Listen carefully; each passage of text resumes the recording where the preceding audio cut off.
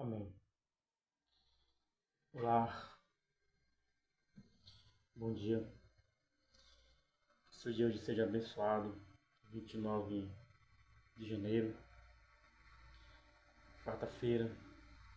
Vamos ler a leitura da Palavra de Deus no livro de Êxodo. Vamos continuar aqui no capítulo 38, 39 e 40. Com esses capítulos, a gente finaliza o livro de Êxodo hoje, nesse 29 de janeiro de 2025. E vamos prosseguindo e conhecer o Senhor, o nosso Deus. E no dia 30, iniciaremos o livro de Levíticos, os capítulos 1, 2 e 3, e 31, nos capítulos 4, 5 e 6. Ou seja, ler a palavra de Deus não custa, também não demora. O que você tem que fazer é programar o seu tempo, porque temos 24 horas. E nesses 24 horas de tempo, nós tirarmos para ter com o Senhor, é algo ingrato, pelo dia e pelos tempos que Ele te dá de 24 horas. Amém? A palavra de Deus é para todo aquele que crê. Se você crê, leia, o Espírito Santo vai falar com você e vai te dar algo novo, uma vida nova, um caminho novo. Amém? Então vamos iniciar nossa leitura. Convidar o Espírito Santo para estar aqui nesta leitura. Espírito Santo de Deus, só quem nos pode nos dar o verdadeiro alimento é o Senhor. Ele deu o pão do céu para o povo de Israel ser sustentado no deserto. Mesmo quando o povo de Israel murmurou e pediu carne, este pecado levou eles à morte. Porque a carne não é alimento, a carne mata. Mas o pão, que é o próprio Cristo, vivifica e dá vida ao nosso espírito.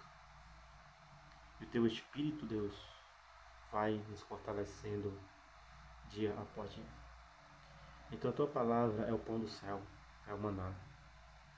Senhor meu Pai, todo aquele que permanecer e permanecer firme até o fim, o Senhor dará no dia glorioso o maná escondido. Então, Espírito Santo, nos dê todos os dias esse maná do céu. Que todos os dias Deus venha ter um atalaia de Cristo, um atalaia do teu reino, para propagar o teu evangelho, incentivar as pessoas a ler a tua palavra. Não estamos, Deus, em dias de brincadeira e não estamos em dias de viver na mesmice nem de brincar com o pecado. Porque a morte está levando todos aqueles que não querem nada com o Senhor Jesus, dando legalidade assim das suas vidas, dando total acesso à morte.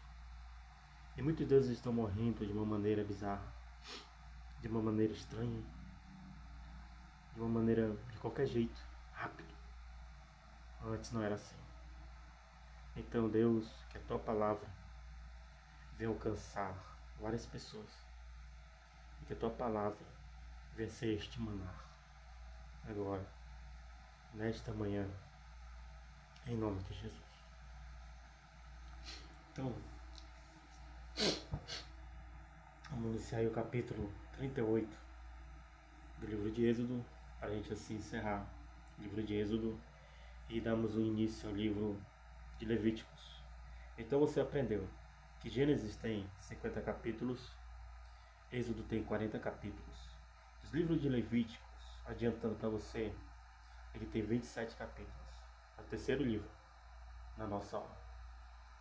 Tem gente que não sabe explicar e fica dizendo assim, e colocando dúvida na cabeça dos leitores. O primeiro livro da Bíblia não foi Gênesis.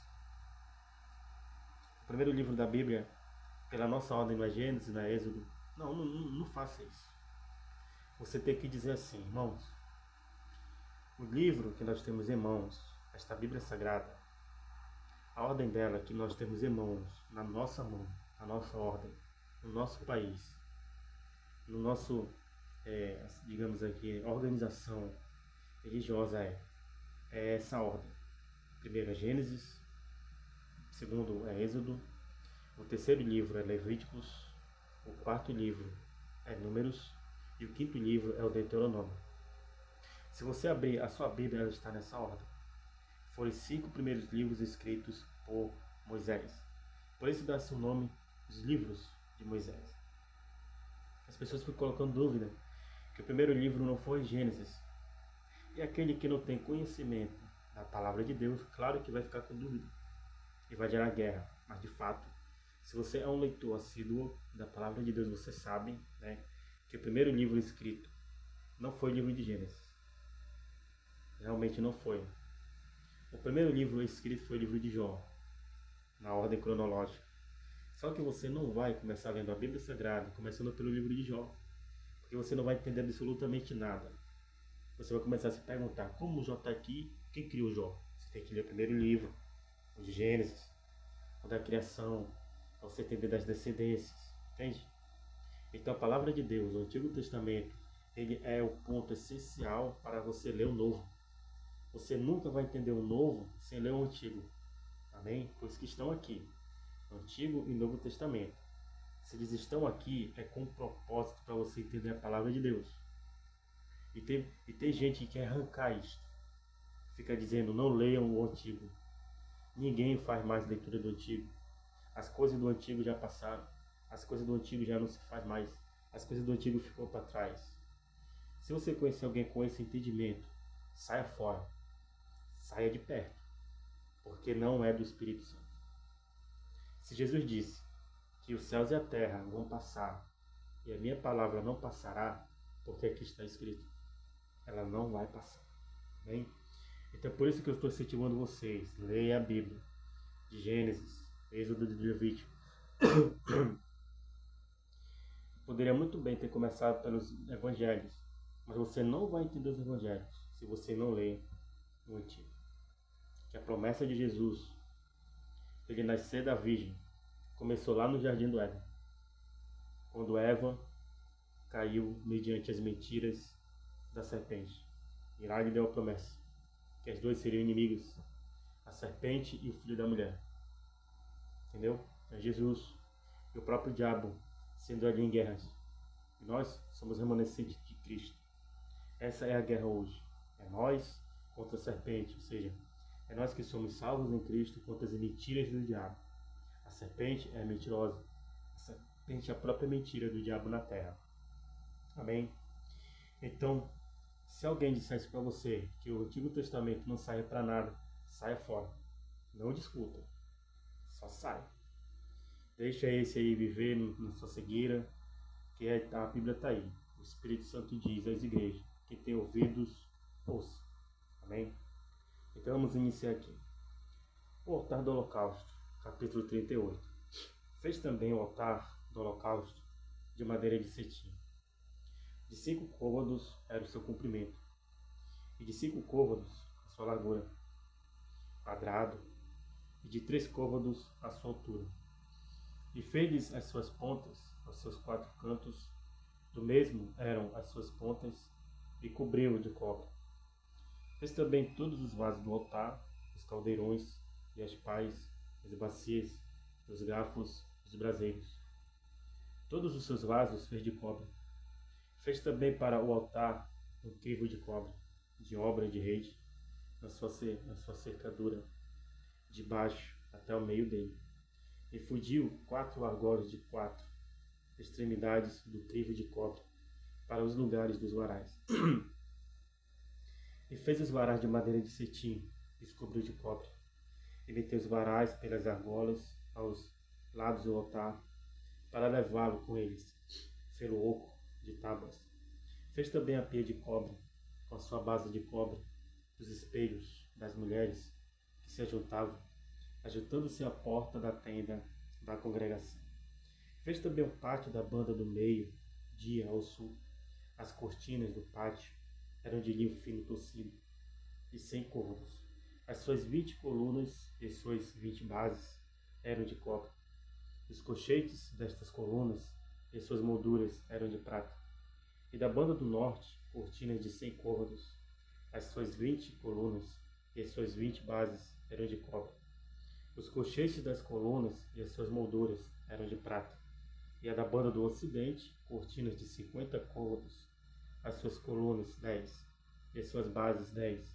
Os colchetes das colunas e as suas molduras eram de prata. E da banda oriental, ao oriente, cortinas de 50 côvados. As cortinas desta banda da porta eram de 15 côvados. As suas colunas 3 e as suas bases 3. E da outra banda da porta do pátio, de ambos os lados, eram cortinas de 15 côvados. As suas colunas 3 e as suas bases 3. Todas as cortinas do pátio ao redor eram de linho fino torcido. E as bases das colunas eram de cobre. Os colchetes das colunas e as suas molduras eram de prata. E a coberta das suas cabeças de prata. E todas as colunas do pátio eram cingidas de prata. E a coberta da porta do pátio era de obra de bordador, de azul e de púrpura, e de carmesim e de linho fino torcido. E o comprimento era de 20 côvados, e a altura da largura de 5 côvados, defronte das cortinas do pátio. E as suas 4 colunas e as suas 4 bases eram de cobre, os seus colchetes de prata, e a coberta das suas cabeças, e as suas molduras de prata. E todas as estacas do tabernáculo e do pátio ao redor eram de cobre. A enumeração das coisas do tabernáculo. Esta é a enumeração das coisas contadas do tabernáculo do testemunho, que por ordem de Moisés foram contadas para o ministério dos levitas, por mão de Itamar, filho de Arão, o sacerdote. Fez, pois, Bezalel, filho de Uri, filho de Ur, da tribo de Judá, tudo quanto o Senhor tinha ordenado a Moisés. Com ele, a Oliabe, filho de Aizamaque, da tribo de Dan, o mestre de obra, engenhoso artifício, e bordador em azul e em púrpura, em carmesim e em linho fino. Todo o ouro gasto na obra, em toda a obra do santuário, a saber, o ouro da oferta, foram 29 talentos e 630 ciclos, conforme o ciclo do santuário. E a prata dos arrolados da congregação foram 100 talentos e 1.675 ciclos, conforme o ciclo do santuário. Uma beca para cada cabeça, isto é, meio ciclo, conforme o ciclo do santuário. De qualquer que passava aos arrolados da idade de 20 anos acima, que foram 603.550. E houve 100 talentos de prata para fundir as bases do santuário e as bases do véu. Para 100 bases eram 100 talentos, um talento para cada base. Mas dos 1.775 ciclos fez os colchetes das colunas, e cobriu as suas cabeças e as cingiu de moldura. E o cobre da oferta foram 70 talentos e 2.400 ciclos. E dele fez as bases da porta da tenda da congregação, e o altar de cobre, e o crivo de cobre para ele, e todos os vasos do altar, as bases do pátio ao redor, as bases da porta do pátio, e todas as estacas do tabernáculo, e todas as estacas do pátio ao redor. Capítulo 39. As vestes dos sacerdotes. Fizeram também os vestidos do ministério, para ministrar no santuário, de azul, de púrpura e de carmesim. Também fizeram os vestidos santos para Arão, como o Senhor ordenara a Moisés. Assim fez o éfode de ouro, de azul, e de púrpura e de carmesim, e de linho fino torcido. E estenderam as lâminas de ouro e as cortaram em fios para entretecer entre o azul e entre a púrpura, entre o carmesim e entre o linho fino da obra mais esmerada. Fizeram nele ombreiras que se ajuntassem, as suas duas pontas se ajuntavam, E o cinto de artifício de éfode que estava sobre ele era conforme a sua obra, da mesma peça de ouro, e de azul, e de púrpura, e de carmesim. E o linho fino torcido, como o Senhor ordenara a Moisés. Também prepararam as pedras sardônicas, engastadas em ouro, lavradas com gravuras de selo, com os nomes dos filhos de Israel. E expôs sobre as obreiras do éfode por pedras de memória para os filhos de Israel, como o Senhor ordenara a Moisés.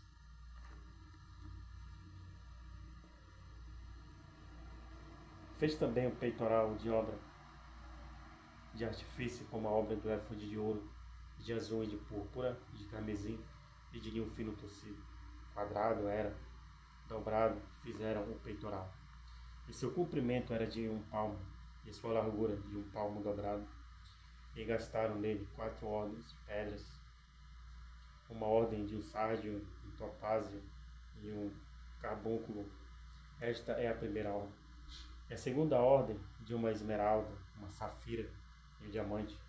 E a terceira ordem de um jacinto e uma ágata e uma ametista.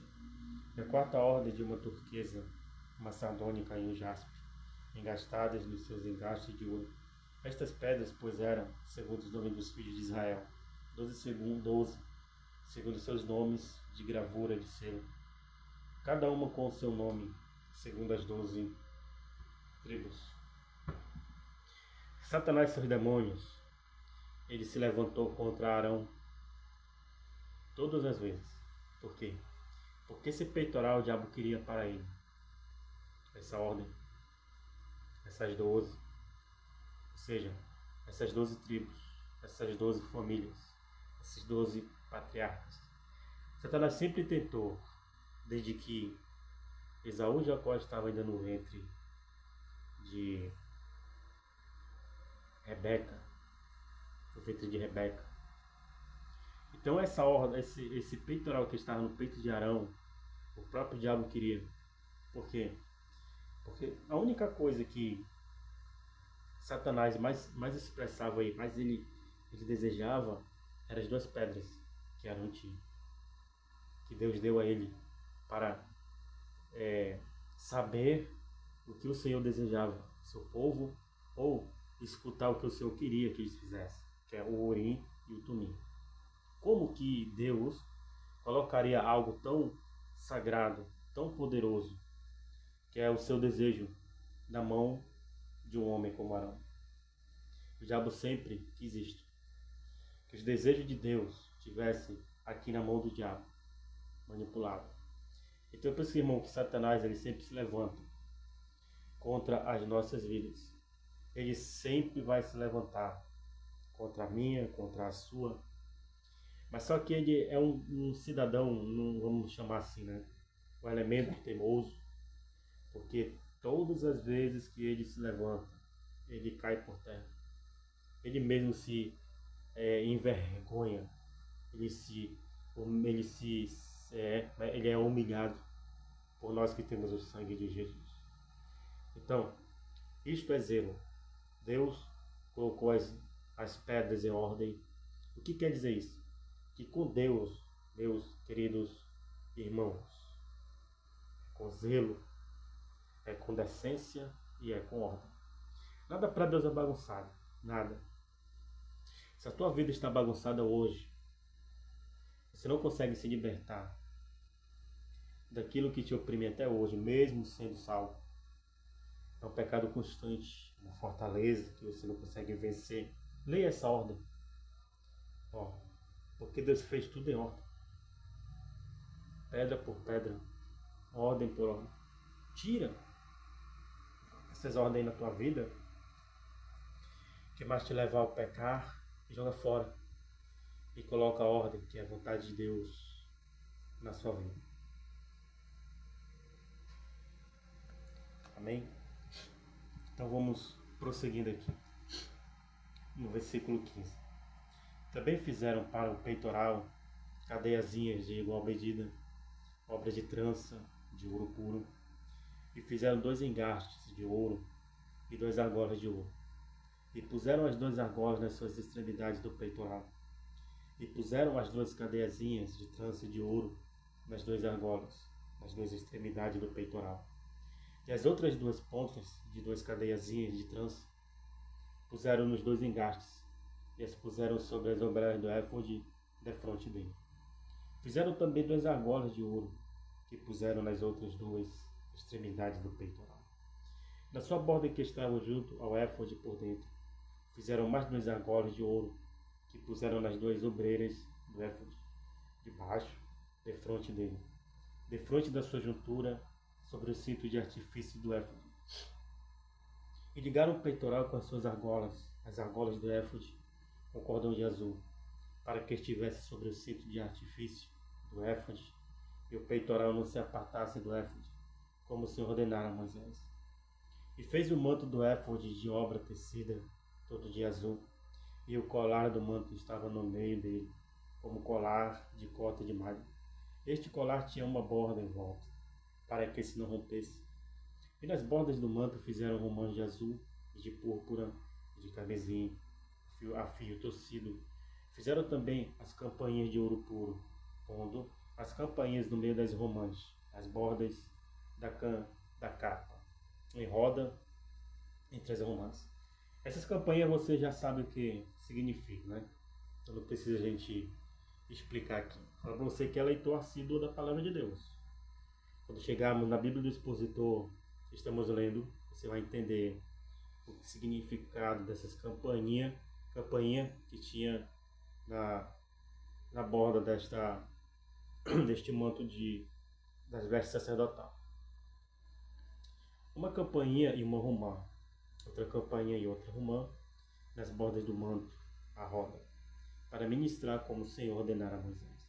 Fizeram também as túnicas de linho fino, de obra tecida, para Arão e para seus filhos, e a mitra de linho fino, e o ornato das tiaras de linho fino, os calções de linho fino torcido, e o cinto de linho fino torcido, e de azul, e de púrpura, e de carmesim, e de obra de bordador, como o Senhor ordenara a Moisés. Fizeram também a folha da coroa, de santidade, de ouro puro, e nela escreveram escrito, como de gravura de selo, santidade ao Senhor. Irmão,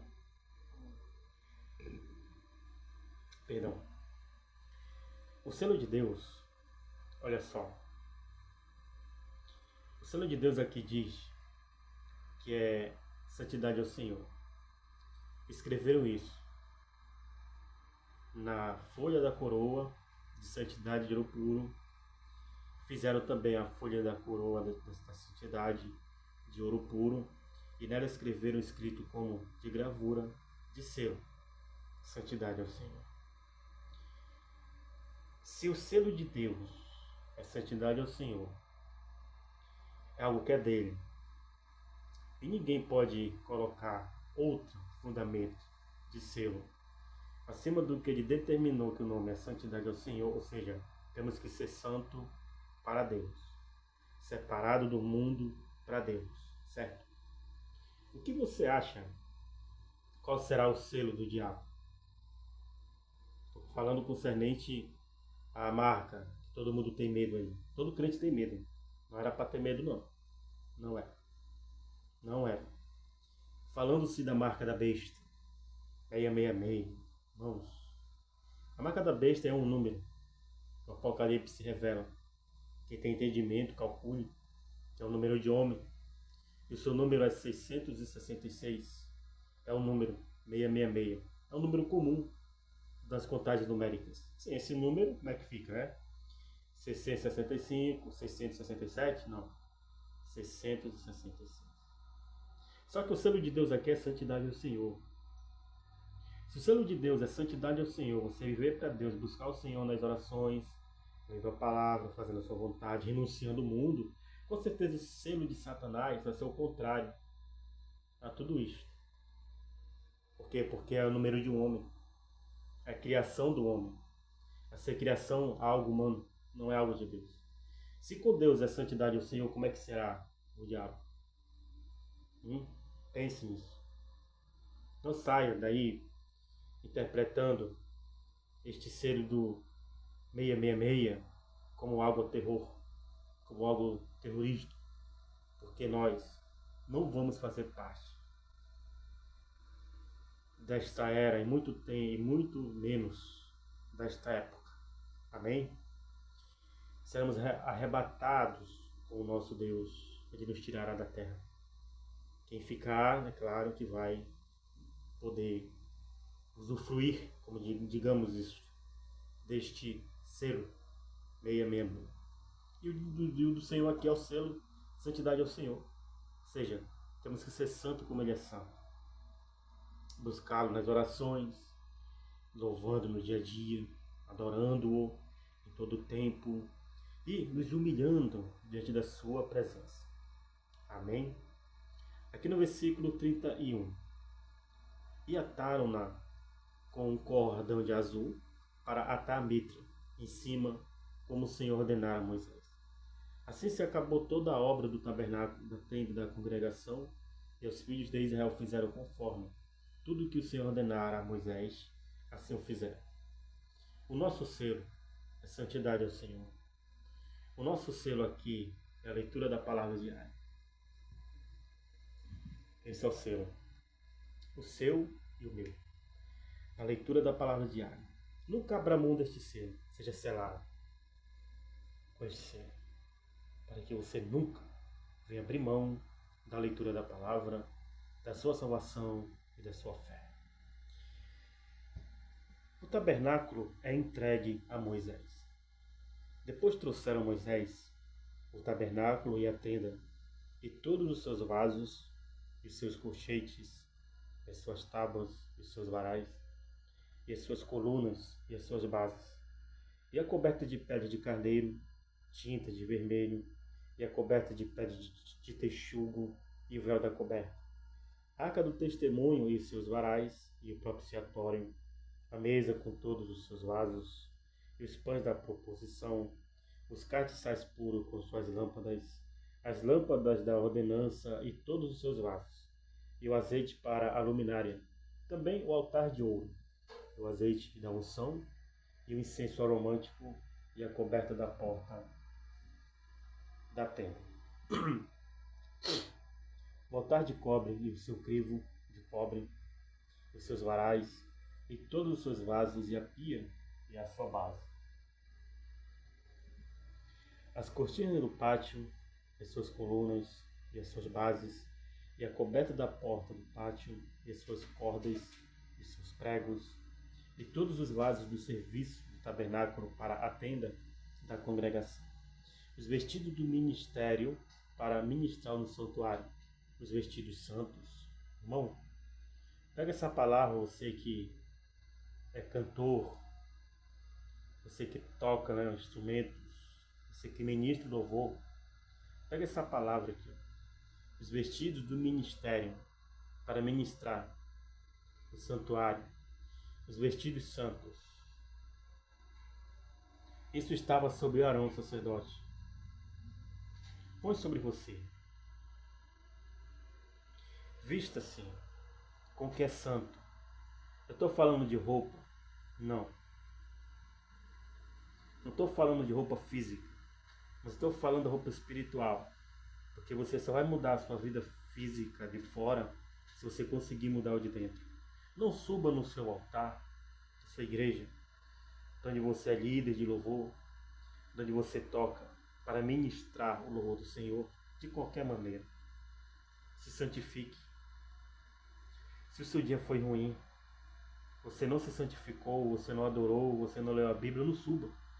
Não suba para você ser visto pelos homens.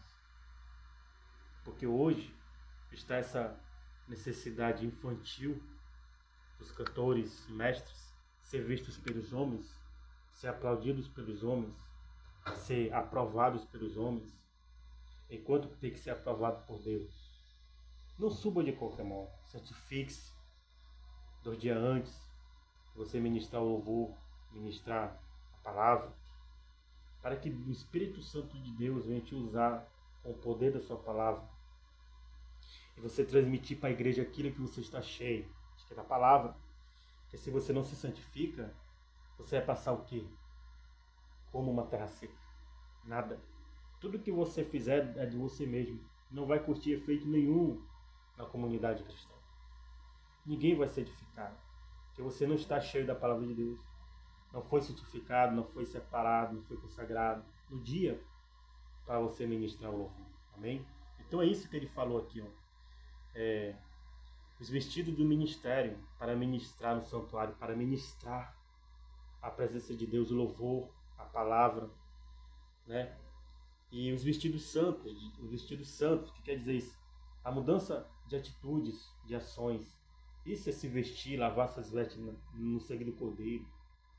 Você mudar suas ações, mudar suas atitudes, para que seja uma atitude de verdadeiro crente salvo em Cristo Jesus. Amém? E de Arão, o sacerdote, os vestidos dos seus filhos para administrarem o sacerdócio. Tá vendo aí? Não é só você, se você é um pai de família que ministra o louvor, é seus filhos também.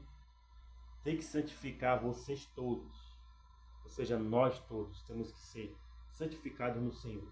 Cada um de nós temos um papel fundamental no reino de Deus, desde o servo ao pastor. Amém? Todos temos que estar em santidade ao Senhor. É devoção da palavra, leitura da palavra, orações, separação do mundo, para que possamos ser usados pelo Espírito Santo como instrumento dele, da forma que ele quer. Amém? Viu, pois, Moisés toda a obra desse que a tinha feito, como o Senhor ordenara. Assim a fizeram. Então Moisés, o quê? Os abençoou. Aleluia. Isso é algo maravilhoso, irmão. Quando a gente conclui uma obra que vem do Espírito Santo por meio dos nossos pastores, por meio dos nossos líderes, e a gente conclui da forma que veio, sem acrescentar e sem tirar, Deus nos abençoa, assim como Moisés abençoou os obreiros. Se Moisés abençoou os obreiros pela obra que eles fizeram na obediência, sem acrescentar e nem tirar, imagina só Deus, como Ele nos abençoará quando estamos cantando louvor, quando estamos pregando a Sua palavra, se acrescentar algo sem tirar algo, ou seja, a palavra verdadeira. Amém? Deus, Ele nos abençoa. Sinta-se abençoado agora com esta palavra, assim como Moisés abençoou os obreiros. Também Deus nos abençoa quando estamos lendo a Sua palavra. Sinta-se abençoado agora, cheio do Espírito Santo. Amém? Capítulo 40. Deus manda Moisés levantar o tabernáculo.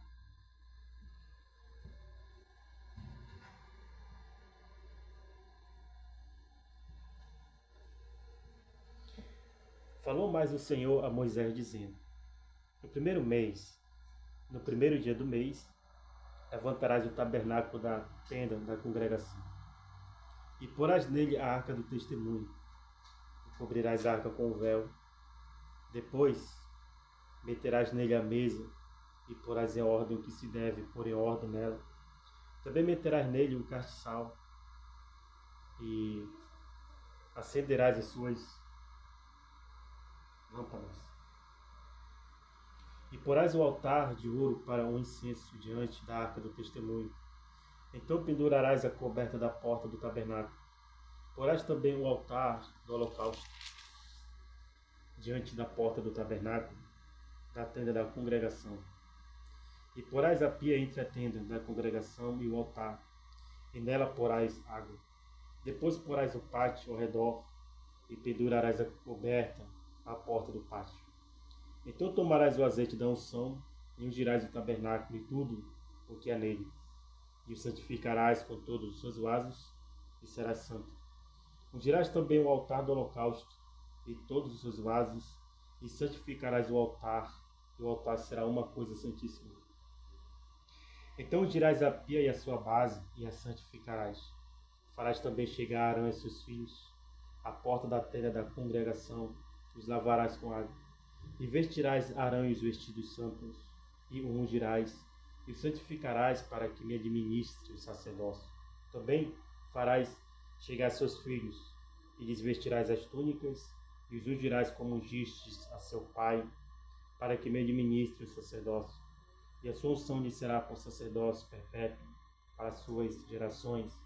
E fê-lo Moisés, conforme tudo o que o Senhor lhe ordenou, assim o fez. O tabernáculo é levantado, e aconteceu no mês primeiro, no ano segundo, ao primeiro mês, que o tabernáculo foi levantado. Irmão, quando você lê essa palavra com atenção, de que o tabernáculo foi levantado, ele dá a sombra do outro tabernáculo que será levantado. O tabernáculo físico. Esse aqui é de forma um tabernáculo físico. Mas outro que seria levantado seria o Cristo da cruz. Porque o primeiro tabernáculo era para remissão de pecados. Com o Cordeiro de Deus, como João Batista disse. Eis o Cordeiro de Deus que tira o pecado do mundo, seria levantado na cruz para a remissão dos nossos pecados. Amém? E ali o véu seria rasgado. Não haveria mais outro sacerdote que levaria as nossas petições, as nossas perdão por meio do Cordeiro, porque o Cordeiro verdadeiro estava sendo levantado na cruz. E quando rasga o véu, teríamos livre acesso para entrar e sair da presença de Deus. Então, essa sombra aqui era do próprio Cristo na cruz. Amém? Quando você lê isso aqui com atenção, você vai entender esta sombra do que era o próprio Cristo sendo levantado. Amém? Vamos ler de novo. E aconteceu no mês primeiro, no ano segundo, ao primeiro do mês, que o tabernáculo foi levantado. Porque Moisés levantou o tabernáculo e pôs as suas bases, e armou as suas tábuas, meteu nele os seus varais, e levantou as suas colunas. E estendeu a tenda sobre o tabernáculo, e pôs a coberta da tenda sobre ela, em cima, como o Senhor ordenara a Moisés. E tomou testemunho, e pô-lo na arca, e meteu os varais da arca, e pôs o propiciatório sobre a arca, em cima, e levou a arca ao tabernáculo, e pendurou o véu da coberta, e cobriu a arca do testemunho, como o Senhor ordenara a Moisés. Pôs também a mesa da tenda da congregação, ao lado do tabernáculo, para o norte, fora do véu, e sobre ela pôs em ordem o pão perante o Senhor, como o Senhor ordenara a Moisés. Pôs também na tenda da congregação castiçal, da fronte da mesa, ao lado do tabernáculo, para o sul. E acendeu as lâmpadas perante o Senhor, como o Senhor ordenara a Moisés. E pôs o altar de ouro na tenda da congregação, diante do véu. E acendeu sobre ele um incenso de especiarias aromáticas, como o Senhor ordenara a Moisés. Pendurou também a coberta da porta do tabernáculo, e pôs o altar do holocausto à porta do tabernáculo, da tenda da congregação, e ofereceu sobre ele holocausto e oferta de manjares, como o Senhor ordenara a Moisés. Pôs também a pia entre a tenda da congregação e o altar, e derramou água nela, para lavar. E Moisés e Arão e seus filhos lavraram nela as suas mãos, e os seus filhos lavaram nela as suas mãos, os seus pés, quando entravam na tenda da congregação, e quando chegavam ao altar, lavavam-se, como o Senhor ordenara a Moisés. Lavou também o pátio ao redor do tabernáculo e do altar, e pendurou a coberta da porta do pátio. Assim, Moisés acabou a obra. A nuvem cobre o tabernáculo, ou seja, a presença de Deus desce. Então a nuvem cobriu a tenda da congregação, e a glória do Senhor encheu o tabernáculo, de maneira que Moisés não podia entrar na tenda da congregação, porquanto a nuvem ficava sobre ela, e a glória do Senhor enchia o tabernáculo. Quando, pois, a nuvem se levantava de sobre o tabernáculo, então os filhos de Israel caminhavam em todas as suas jornadas. Se a nuvem, porém, não se levantava, não caminhavam até o dia em que ela se levantava, porquanto a nuvem do Senhor estava de dia sobre o tabernáculo, e o fogo estava de noite sobre ele, perante os olhos de toda a casa de Israel, em todas as suas jornadas. O que quer dizer isso? Que a vida do crente ela é constante. Ela é da presença de Deus de manhã, é na presença de Deus à noite, é a presença de Deus à tarde, na presença de Deus o tempo todo, 24 horas. Quer dizer que quando a nuvem levantava, Deus dizia, caminhe. Quando a nuvem não se levantava, não caminhe. Ou seja, é obediência. Tinha que ser assim. Porque o povo de Israel é um povo rebelde. Se não tivesse freio, eles fariam o que eles queriam. Infelizmente, hoje em dia, não é diferente. O povo de Deus, que se disse salvo em Cristo Jesus, muitas das vezes quer fazer o que quer da cabeça. Depois, está perecendo, está dando tudo errado e não sabe por quê. Amém? Então aqui a gente finaliza o livro de Êxodo, esse 29 de janeiro, nesta quarta-feira. Vamos prosseguir em conhecer o Senhor, como fala em Oséias capítulo 6, versículo 3. Conheçamos e prossigamos em conhecer o Senhor. Né? Por meio de quê? Por meio da sua palavra. Por quê? Porque nós seremos como a chuva que desce sobre a terra. Como diz aqui, ó. Vamos ler aqui. Ter o nosso entendimento e compreensão da palavra de Deus. Oséias 6, né? Oséias 6, capítulo 3. Conheçamos e prossigamos em conhecer o Senhor. Conheçamos. Olha só a primeira palavra. Conheçamos e prossigamos em conhecer o Senhor. Ou seja, é constante, é diário. Não é você ler a palavra de Deus hoje, nesta quarta-feira, e depois ler só na outra quarta. Porque você não vai se encaixar aqui, ó. Em conheçamos, em prosseguir, em conhecer o Senhor. Entende? É constante. Como a alva será a sua saída, e ele a nós virá como a chuva. Como chuva serôdia que rega a terra. Ou seja, as bênçãos dele irá regar a sua vida. E as bênçãos da palavra dele irão alcançar tudo na sua vida. Física, espiritual, profissional. Concernente a tudo o que você fizer, vai dar certo. Como está escrito no Salmo 1. Tudo que você fizer dará certo. O tempo certo do Senhor. Amém? Então finalizamos aqui o livro de Êxodo. Fomos no dia 30 iniciar o livro de Levíticos. E assim no dia 31 prossigamos no livro de Levíticos também. O que quer dizer? Que nesse mês de janeiro lemos 2 livros, finalizamos 2 livros. Gênesis de 50 capítulos, Êxodo de 40 capítulos e no finalzinho iniciando Levíticos. Como os livros de Levíticos e Números e Deuteronômio são menores capítulos, talvez, não é certeza, mas talvez, vamos entrar no mês de março no livro de Josué, tá? Talvez, eu não fiz a matemática não, tá? Mas talvez entraremos, tá bom? Para quê? Para você ver que ler a Bíblia, ela não custa tempo.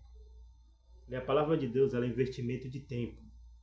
Você investe tempo espiritualmente, Deus te abençoa fisicamente. Amém? Faça isso. Porque tudo que você fizer, obedecendo somente na leitura da palavra de Deus, você será praticamente muito abençoado. Espírito Santo de Deus, muito obrigado pelo término desta leitura no livro de Êxodo. E que venhamos, Deus, sempre em conhecer e prosseguir em conhecer o Senhor.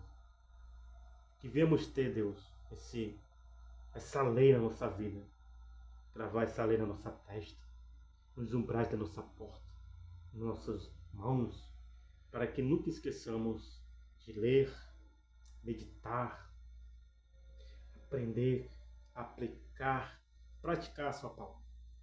Em nome de Jesus, abençoe, Deus, todos os leitores, todos os que compartilham ou visualizam esta leitura diária. Em nome de Jesus. Amém. Até a próxima leitura, iniciando o livro de Levítico.